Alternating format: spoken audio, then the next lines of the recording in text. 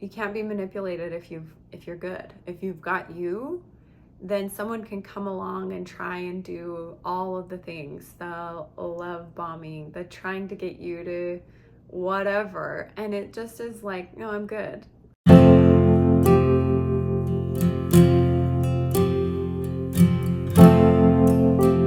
So my daughter and I are obsessed with the show Once Upon a Time, and we've been watching it a lot lately. There's always some dramatic villain who's manipulating.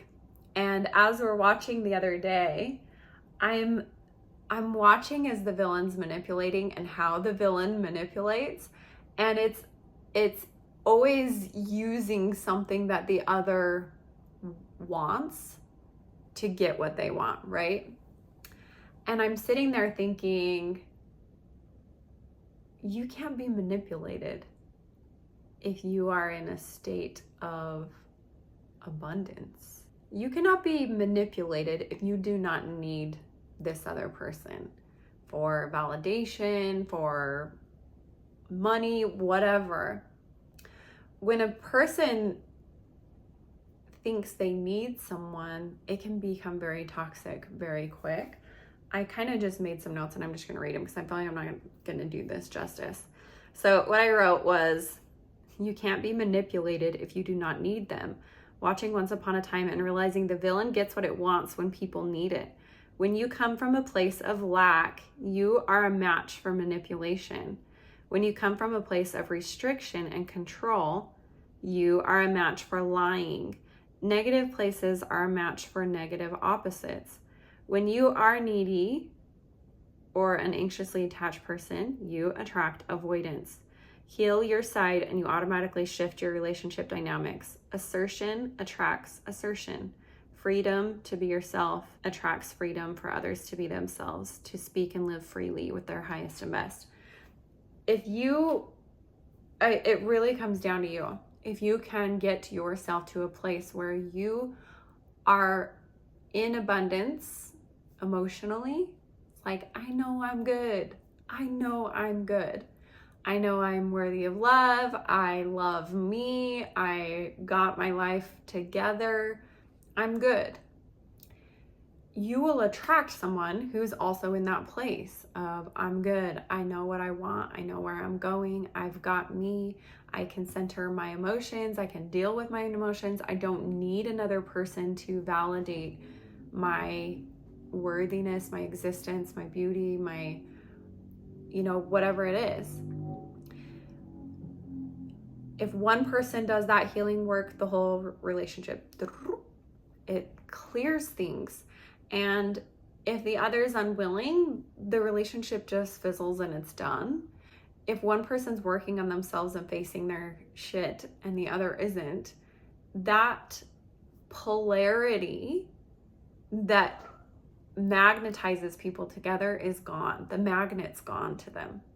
Yeah, it's just on my mind of, you can't be manipulated if you're good. If you've got you, then someone can come along and try and do all of the things, the love bombing, the trying to get you to whatever. And it just is like, no, I'm good. I will accept someone in their centered place who is emotionally stable, who is loving, who is kind, who is in their divine masculine, right? Or divine feminine if you're a man, attracting a woman. I will accept someone here. If you've seen the scale of passive, aggressive, assertive, assertive is true self. It's, I'm in my true self. I'm kind, I'm compassionate, I'm creative. I, am able to deal with my emotions. I can communicate my emotions. That's the place we want to be. When we're there, we attract someone who's there. And instead of doing this dance, we're doing the catapult into greater heights, greater consciousness, greater love, greater experiences, because we're both good, right? We bring to the table our highest and best. And we support each other when we're going through shit, and it's just okay. And it's elevating. So just wanted to leave that here.